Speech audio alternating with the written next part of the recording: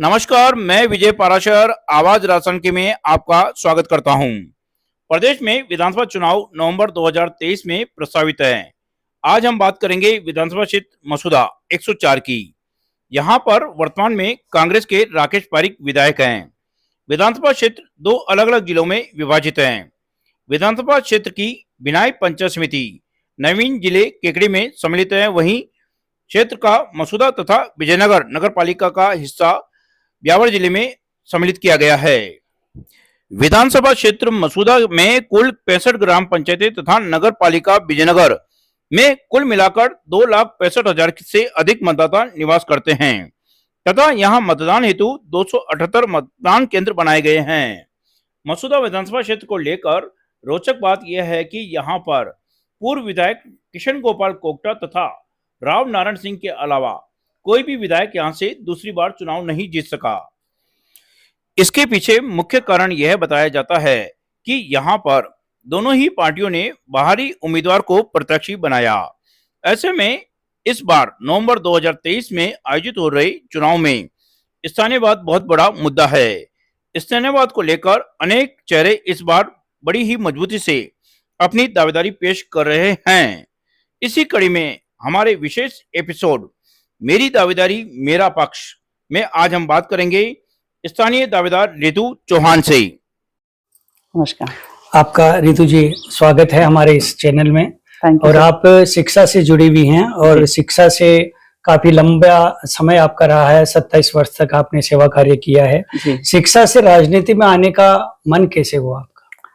देखिए, मैं जैसा आपने बताया, मैं 27 साल तक शिक्षा विभाग में काम किया मैंने, और शिक्षा विभाग में रहते हुए मैं लगातार पूरी तरीके से अपना काम नहीं कर पा रही थी, क्योंकि राजकीय सेवा में थी, इसलिए मेरे सामने कुछ मर्यादाएं थी। उनको छोड़कर मैं पूरी तरीके से अपने काम को अंजाम नहीं दे पा रही थी, इसलिए मैंने राजकीय सेवा से सेवानिवृत्ति लेकर के और पूरी तरह से अपने को डेडिकेट करके इस क्षेत्र में आने का। देखिए, एक जिस तरीके से कह सकते हैं कि शिक्षा का भी एक महत्वपूर्ण कार्य है, समाज सेवा का जिस तरीके से कह सकते हैं कि डॉक्टर की गलती या इंजीनियर की गलती कहीं कहीं माफ हो जाती, लेकिन शिक्षक एक भावी पीढ़ी का निर्माण करता है। तो आपने 27 वर्ष में, मैं समझता हूं कि बच्चे से युवा तक आपने पढ़ाई का जो इतना काम हो रहा, इसके बाद राजनीति और शिक्षा में आप क्या विशेष फर्क मानते कि वहां पर सेवा कार्य का काम अलग है और यहाँ पे अलग है? यहाँ पे कोई हर्डल्स, कुछ बाधाएं बीच में आप महसूस करती है क्या? जी देखिए, शिक्षा विभाग में रहकर मैं केवल बच्चों के साथ जुड़ी हुई थी, तो बच्चों को शिक्षित करने का कार्य मैं कर पा रही थी। शिक्षा क्षेत्र को छोड़ करके ऐसा नहीं है कि मैंने शिक्षा विभाग को छोड़ दिया तो मेरा शिक्षा से नाता टूट गया है। राजनीति के क्षेत्र में जाकर के मैं हर तरह के लोगों के साथ में अपनी बात को कह सकती हूँ, अपनी बात को उन तक पहुंचा सकती हूँ, और ऐसी उम्मीद करती हूँ कि लोगों को अपनी तरफ अपनी बात मनवाने के लिए या अपनी बात को मजबूत तरीके से रखने का काम मैं ज्यादा बढ़िया तरीके से कर पाऊंगी, जो मैं अब तक नहीं कर पा रही थी। रितु जी, आप शिक्षा विभाग से जुड़ी हुई हैं जी। आपके परिवार में और कोई भी है जो शिक्षा विभाग से जुड़ा हुआ था? जी, मेरे फादर शिक्षा विभाग में ही थे, इंग्लिश के लेक्चरर थे, और पिछले 50 साल से वो विजयनगर में ही हैं। वो जन सेवा से जुड़े थे या आपने ये प्रेरणा कहाँ से ली है? देखिए, डायरेक्ट तो मेरे पापा जनता सेवा से या जन सेवा से नहीं रहे, क्योंकि लेक्चरर रहे इंग्लिश के, तो उन्होंने शिक्षा के क्षेत्र में ही बहुत काम किया।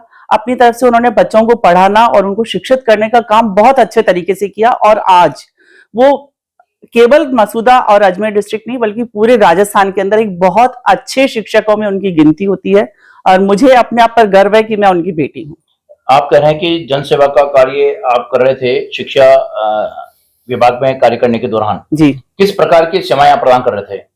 देखिए, शिक्षा विभाग में रहते हुए बच्चों को पढ़ाने के साथ साथ में हमने वृक्षारोपण का काम भी किया, पर्यावरण को सुधारने का और अच्छा बनाने का कार्य किया। आपने एक पंचायत में किया होगा, केवल एक ही जगह या अन्य जगह भी? नहीं साहब, मैंने काफी जगह पर किया। मेरा बाड़ी पंचायत में भी पोस्टिंग रहा और मैं करीब 16 साल रही बाड़ी पंचायत में। वहां पर भी हमने वृक्षारोपण किया। मैं जिस स्कूल में पढ़ाती थी वहां पर भी मैंने वृक्षारोपण किया, और मुझे शायद गाँव वाले इसी वजह से याद करते हैं कि मैडम के लगाए हुए पौधे आज पेड़ बन गए और हमें छाया दे रहे हैं। मतलब जहाँ जहाँ आप रहे वहाँ आपने सेवा के कार्य किए। आप कई स्वयंसेवी संस्थाओं से भी जुड़ी हुई हैं। कौन कौन सी संस्थाएं और किस प्रकार का सेवा कार्य है? देखिए, मैं भारत विकास परिषद से जुड़ी हुई हूँ।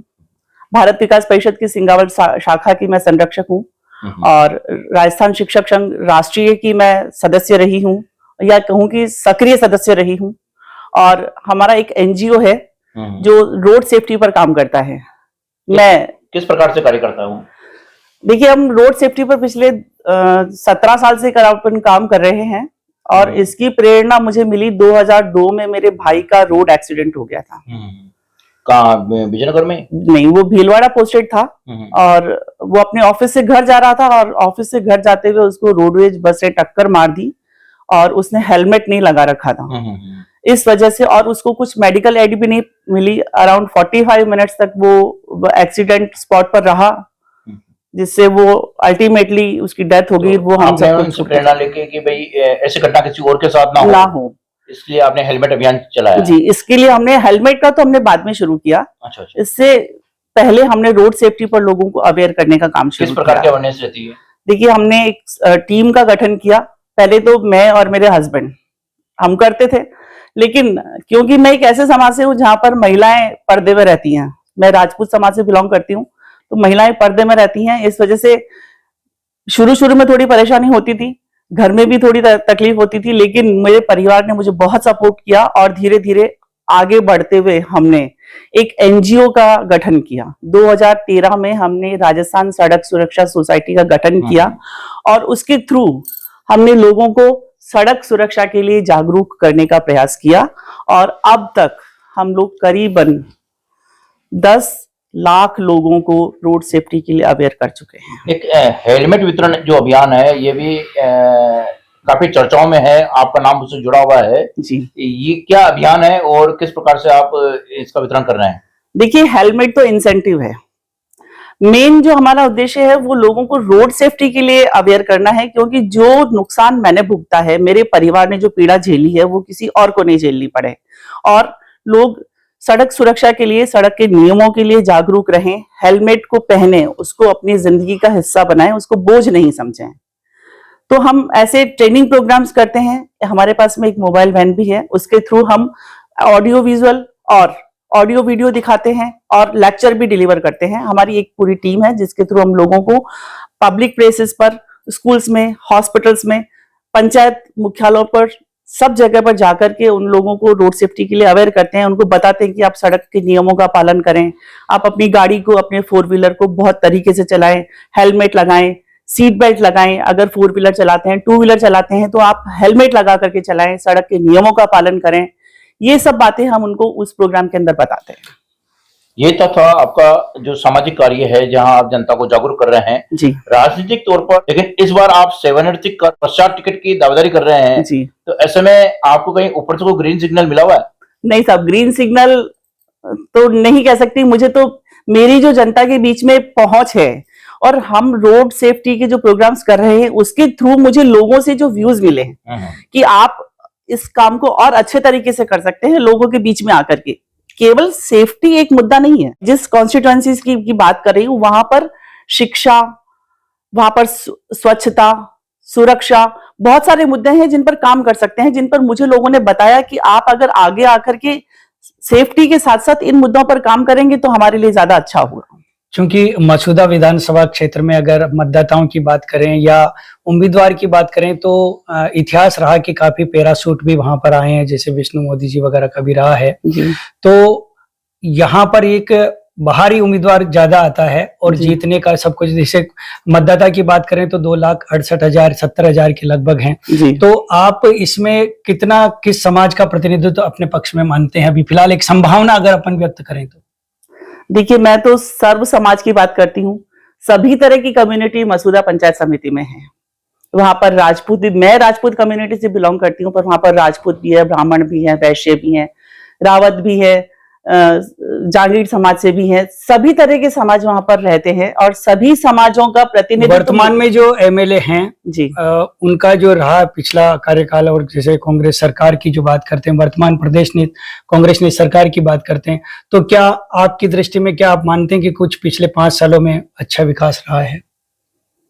देखिए, अभी जो कांग्रेस एमएलए हैं राकेश पारीक साहब, वो सरवाड़ से बिलोंग करते हैं। वहां का जो मुद्दा लोगों ने उठाया, वो उठाया कि हमारा विधायक स्थानीय होना चाहिए। स्थानीय का मुद्दा रहा जी, है। स्थानीय विकास का की या कांग्रेस की जो योजनाएं जिस तरीके से लोग गांव-गांव में गा रहे हैं कि साहब बहुत अच्छी योजनाएं रही हैं, तो इस बारे में आपका क्या मानना है कि कुछ अच्छा काम हुआ या नहीं हुआ? देखिए, मसूदा विधानसभा के अंदर सड़कों की स्थिति बहुत खराब है। सड़कें ऐसी हैं कि ऐसा लगता है कि आप गड्ढे में सड़क संभाल रहे हैं। हाँ, मतलब ये स्थिति है कि अब वहां पर सड़कें दिखती नहीं है, गड्ढे ज्यादा दिखते हैं। शिक्षा के क्षेत्र में मसूदा एक ऐसी जगह है जहां पर अभी शिक्षा में बहुत अधिक कार्य करने की आवश्यकता है। और क्योंकि मैं महिला हूं, इसलिए मुझे लगता है कि महिला शिक्षा पर क्योंकि महिला हूं, इसलिए महिला शिक्षा पर मुझे वहां पर और काम करना चाहिए। ज्यादा बढ़िया तरीके से लोगों को शिक्षित करना चाहिए, महिलाओं को और बालिकाओं को, बालिका शिक्षा। देखिए, किसी ने कहा था, बहुत अच्छा परिचित नाम है, चाणक्य ने कहा था कि जिस प्रदेश की शिक्षा और चिकित्सा कमजोर हो वहां पर कुछ भी नहीं हो सकता। तो शिक्षा के क्षेत्र में आप क्या नवाचार करना चाहती हैं अगर आपको उम्मीदवारी के लिए आगे लाया जाता है तो? देखिए, क्योंकि आप शिक्षा से जुड़ी हुई हैं, शिक्षा का आपका अनुभव है जी, तो चिकित्सा की बात नहीं करेंगे, शिक्षा के बारे में कोई नवाचार बताइए कि ये नवाचार शिक्षा में होना चाहिए जो अब तक पेंडिंग पड़ा था, लंबित है, कभी तक काम नहीं हुआ उसमें। देखिए, शिक्षा के क्षेत्र की बात अगर हम करते हैं तो मसूदा विधानसभा के अंदर जहां की मैं बात कर रही हूं, तो वहां पर बालिका शिक्षा बहुत कमजोर है। बालिका शिक्षा के साथ साथ में दूसरी जो सामान्य शिक्षा है उसकी भी स्थिति बहुत खराब है। नवाचार की जहां तक बात करें, मुझे लगता है कि बच्चों को शिक्षित करने के साथ साथ में आप उनको एक इस तरह की शिक्षा दें कि वो भविष्य में अपने फ्यूचर को सिक्योर कर सके, जिससे वो पैसा कमा सके। तो इसके लिए क्या करना चाहिए, क्या नवाचार होना चाहिए? जो शिक्षा चल रही है उसमें क्या ऐड करना चाहिए कि ये नहीं हो रहा, ये होना चाहिए? सरकारी विद्यालयों की स्थिति ये है या प्राइवेट, पब्लिक, निजी इनके विद्यालयों की, तो इसमें क्या नवाचार होना चाहिए जो एक कोई शिक्षा के क्षेत्र में ऐसा जो आपके मानस में कहीं ना कहीं एक विचार चल रहा हो उसको कि ये शिक्षा में होना चाहिए तो कुछ नया हो? क्योंकि काफी, जैसा आपने बताया कि सर्व समाज है, काफी पिछड़े लोग भी हैं, तो उन पिछड़ों को अगड़े की श्रेणी में लाने के लिए क्या करना चाहिए? देखिए, उन लोगों को आगे लाने के लिए मैंने बार-बार मैं बता रही हूँ कि मुझे उनको शिक्षित करना चाहिए। शिक्षित करने के लिए हम ये करना चाहिए कि हर ग्राम पंचायत लेवल पर उनको स्कूली शिक्षा के साथ साथ में कुछ और इस तरह के साधन उपलब्ध कराए जाएं, कुछ और इस तरह के केंद्र खोले जाएं, जिससे वहां पर वो स्कूल समय के अतिरिक्त आकर के अपनी शिक्षा को और अपनी आने वाली व्यवस्थाओं को बढ़ाने के लिए और उसके लिए कार्य करने का अपना विशेष काम कर सकें। जीतू जी, विधायक जो होता है इसका दायरा बहुत लंबा होता है, उसे काफी कुछ समझ होनी चाहिए जी। आप दावेदारी पेश कर रहे हैं, तो एक मेरे दो सवाल हैं। एक, पहला तो आपकी दावेदारी का आधार क्या है? दूसरा है कि क्षेत्र की जानकारी आपको कितनी है, ये बताएं। आधार के बारे में। देखिए, आधार तो मुझे लगता है कि जो वहां की डिमांड है उसके अनुसार मेरा आधार सबसे मजबूत है। मजबूत इन द सेंस, मैं विजयनगर में ही पैदा हुई हूँ, वहीं पर मेरी शिक्षा दीक्षा हुई है, वहीं पर मेरी शादी हुई है। शादी कहाँ हुई आपकी? मेरी शादी मसूदा विधानसभा के ही सिंगावल गांव में हुई है। इसी विधानसभा क्षेत्र? जी, इसी विधानसभा क्षेत्र में। बहू और बेटी दोनों? बेटी, बहू और दोहित्री। मेरा ननिहाल भी मसूदा। स्थानीयता का मुद्दा कुछ पक्का होता है जी। हाँ, बिल्कुल ये लग रहा है कि स्थानीयवाद पर ऋतु जी की पकड़ बहुत मजबूत है। बहू बेटी 3 रिश्ते वहीं अभी तक जितने भी दावेदार आए हैं, ये दावेदार क्या है कि जातिगत आधार पर अपनी बात करते हैं कि भाई हमारे समाज के इतने वोट हैं इसलिए हमारी दावेदारी मजबूती से है। आप शिक्षित भी हैं, आप कोई ऐसी बात बताएं जो आपकी दावेदारी को मजबूत करती हो कि भाई मैंने क्षेत्र के लिए ये काम किया है, क्षेत्र में मेरी पहचान है। देखिए, मैं तो सर्व समाज की बात करती हूँ। मैंने बताया कि मैं राजपूत कम्युनिटी से बिलोंग करती हूँ, लेकिन मैं एक ऐसे मुद्दे पर काम कर रही हूँ जो सबके लिए मायने रखता है। हम लोग जो मेन काम कर रहे थे वो सड़क सुरक्षा पर काम कर रहे थे। कितनी पंचायतों में काम कर चुके हैं? हमने 65 पंचायतों में काम किया। सब कौन कौन सी पंचायतें काम की है? सारी मसूदा की खरवा से लेकर के और कनेई, हमने सारी पंचायतों में काम किए हैं। और रिसेंटली अभी हमने 17 तारीख को माननीय प्रधानमंत्री मोदी जी के जन्मदिन पर 18,000 हेलमेट दे करके और एक रिकॉर्ड बनाने का काम किया। कहाँ पर दिए? ये हमने चित्तौड़गढ़ में किया था प्रोग्राम, और चित्तौड़गढ़ सेवा संस्थान की तरफ से ही प्रोग्राम था, और भारतीय जनता पार्टी के प्रदेश अध्यक्ष सीपी जोशी जी ने इस प्रोग्राम को करवाया था। आपने अपने ससुराल का जिक्र किया कि मेरा ससुराल सिंगावल में है। जी। क्या आपका जो ससुराल है ये भी राजनीति से जुड़ा हुआ है या जनसेवा से जुड़ा हुआ है? देखिए, राजनीति से डायरेक्ट तो मेरा लिंक नहीं रहा। मेरे फादर इन लॉ इकाई अध्यक्ष रहे उम्मेद सिंह जी राठौड़, ठाकुर उम्मेद सिंह जी राठौड़, बहुत अच्छे कृषक रहे हैं वो। उन्होंने खेती में 86 में उनको अवार्ड मिला था। 86 में? जी 86 में, जब तो मेरी शादी भी नहीं हुई थी, तो 86 में ही उनको बेस्ट फार्मर का अवार्ड मिला था। और डायरेक्टली, क्योंकि हम लोग संघ से हम लोग बिलोंग करते हैं और संघ की नीतियों को फॉलो करते हैं, मुझे लगता है कि हमें अपनी संस्कृति को जिंदा रखना चाहिए और अपनी जो भारत की मूलभूत आत्मा, जिसे हम कह सकते हैं सनातन धर्म की, उसको हमें कभी भी भूलना नहीं चाहिए, उसको रेगुलर आगे बढ़ाते हुए। तो मुझे लगता है कि भारतीय जनता पार्टी से बढ़िया और संघ से ज्यादा बढ़िया इसको प्रेजेंट करने का तरीका कोई और नहीं हो सकता। आपने बताया कि जहां जहां आपने सर्विस की वहां वहां आपने कुछ ना कुछ दिया है जी, पौधारोपण भी किए हैं, अन्य सहयोग भी किए हैं। क्या सिंगावर के लिए आपने कुछ किया है आज तक? जी बिल्कुल किया है। सिंगावल में हमने पर्यावरण पर बहुत काम किया है। क्या काम किया है? हमने वहां पर वृक्षारोपण कराया साहब।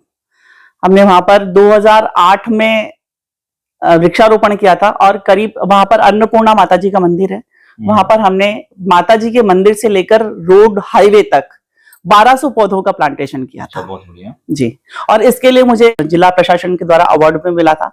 और रिसेंटली भी मुझे अभी सड़क सुरक्षा पर काम करने के लिए जिला प्रशासन के द्वारा सम्मानित किया गया है। आपने सड़क सुरक्षा की बात करी है, तो सिंगावल में शायद सड़क सुरक्षा को लेकर कोई बहुत बड़ा कार्य होने वाला है, वहां पर कुछ ऐसा कुछ सुनने में आ रहा है, क्या कार्य है ये बताएंगे आप? जी देखिए, मसूदा विधानसभा के अंदर मैं आपको बता दूं कि अराउंड 8-9 हजार तो टीचर्स हैं, और दूसरी जो मेन जो पॉपुलेशन है वो वहां पर ड्राइवरों की पॉपुलेशन है जो अराउंड 15,000 है। तो हमने भारत सरकार के साथ एक जो प्रोजेक्ट है उसमें हमने एक रीजनल ड्राइविंग ट्रेनिंग इंस्टीट्यूट बनाया है, और वहां पर हम उस क्षेत्र के या सभी, राजस्थान का पहला ड्राइविंग ट्रेनिंग सेंटर है जो सिंगावल में बन रहा है। लागत का होगा? वो करीब 6.5 करोड़ की लागत का है, और अभी रिसेंटली तैयार होने वाला है। उसका उद्घाटन के लिए वो हम लोग सोच रहे हैं कि सितंबर में हम लोग उसका उद्घाटन करवा के उसको ड्राइवर ट्रेनिंग के लिए रेडी कर लें। मैडम, आपने मसूदा विधानसभा क्षेत्र के लिए दावेदारी पेश की है जी। वर्तमान की जो परिस्थितियां हैं मसूदा विधानसभा क्षेत्र की, वहां के हालात ये है कि यहाँ पर जो भी विधायक एक बार चुनाव जीत जाता है ना, वो दूसरी बार चुनाव नहीं जीतता है। केवल राव नारायण सिंह जी और कृष्ण गोपाल कोकटा दो ही विधायक ऐसे रहे जो दूसरी बार चुनाव जीतने में कामयाब हुए। आप क्या कारण मानती है कि ये विधायक वापस रिपीट नहीं हो पाते हैं? देखिए, मैं पहले भी बताया था कि शायद स्थानीयवाद का मुद्दा एक रहा कि यहाँ पर आपने बताया कि पैराशूटर्स यहाँ पर रहे, तो विधायक ऑलमोस्ट बाहर के रहे, तो लोगों ने उनको एक्सेप्ट नहीं किया और अगली बार उनको मौका नहीं दिया। सेकंड चीज है मैम कि अगर पार्टी आपको प्रत्याशी बना देती है और आप चुनाव जीत जाती हैं जी, तो क्षेत्र के विकास को लेकर आपका क्या विजन है? देखिए, क्षेत्र के विकास को लेकर के तो मैं बार बार कहती रही हूँ कि मैं क्योंकि शिक्षा के क्षेत्र से जुड़ी हुई हूँ और क्योंकि मैं महिला हूँ, इसलिए मैं महिला शिक्षा और स्वच्छता और स्वास्थ्य की तरफ ध्यान दूंगी, उसको बढ़ाना, और आज की युवा पीढ़ी को रोजगार उन्मुखी शिक्षा मिले, ऐसा प्रयास करना मेरा प्रमुख उद्देश्य है। पार्टी से कहीं आपको आश्वासन अभी मिला है कि आपको पार्टी से टिकट दिया जाएगा, ऐसा कुछ आप मानते हैं? जब मेरा जो ग्राउंड वर्क है वो मुझे लगता है कि मुझे मेरी बात पार्टी तक पहुंचेगी और शायद शीर्ष पर जो बैठे हैं वो मेरी तरफ ध्यान, अब तक किया गया कार्य वही अपना आप एक प्रमाण है इस बात। एक मैम, हाल ही में प्रधानमंत्री नरेंद्र मोदी ने महिला आरक्षण को लेकर बहुत बड़ा एक फैसला किया है, उसे आप कैसा मानती हैं? देखिए, मैं महिला हूं और महिलाओं के लिए उन्होंने काम किया, तो मैं तो इसके लिए फेवर में ही हूँ कि मोदी जी ने बहुत अच्छा काम किया है कि हमें तोहफा दिया है कि हम अपनी बात को और ज्यादा अच्छे तरीके से रख पाएंगे, और कुछ हमारे लिए रिजर्व है जिसके लिए सिर्फ हम ही एलिजिबल होंगे, कोई और नहीं होगा। तो चुनाव की तैयारियां आपने शुरू कर दी अभी से? जी। किस प्रकार की तैयारियां मैडम, कुछ बताएंगे आप?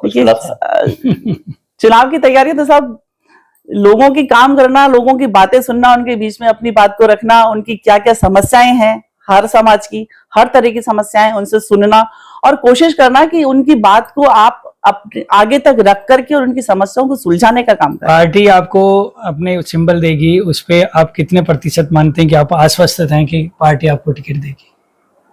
देखिए साहब, मैं अपना आश्वासन पार्टी मुझे देगी ऐसा आश्वासन मैं नहीं दे सकती, नहीं, लेकिन अपना मुझे ऐसा लगता है, इंट्यूशन कहता है ना कहीं कि हाँ मुझे लगता है कि आपने काम किया है, हर क्षेत्र में काम किया, और सबसे बड़ा क्षेत्र जिसे अपन कह सकते हैं कि शिक्षा के क्षेत्र से बड़ा क्षेत्र कुछ भी नहीं हो सकता है, क्योंकि किसी भी पद पर, किसी भी शीर्ष पर अगर कोई व्यक्ति पहुंचता है तो शिक्षा के उस मार्ग से होकर ही पहुंचता है।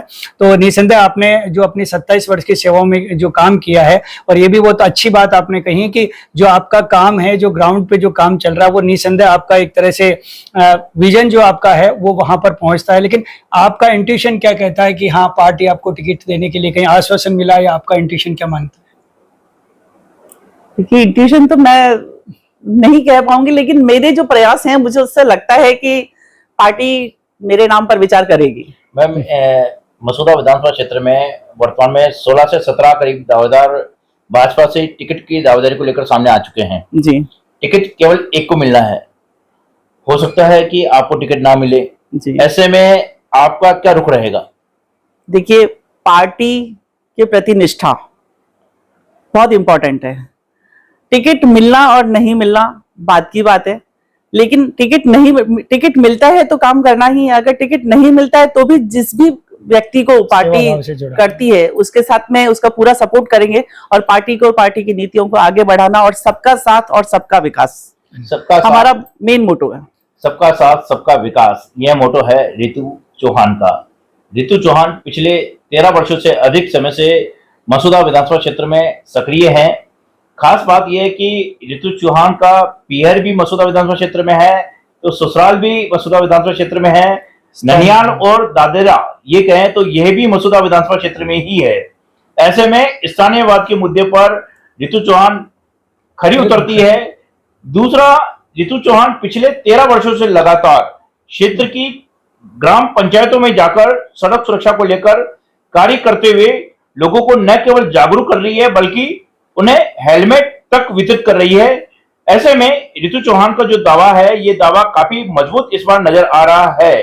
रितु चौहान जो है ये अन्य एनजीओ से भी जुड़ी हुई है, उनके माध्यम से लगातार सेवाएं करती आ रही है। ये जहां जहां पर भी गई है वहां पर इन्होंने कुछ ना कुछ क्षेत्रवासियों को दिया है।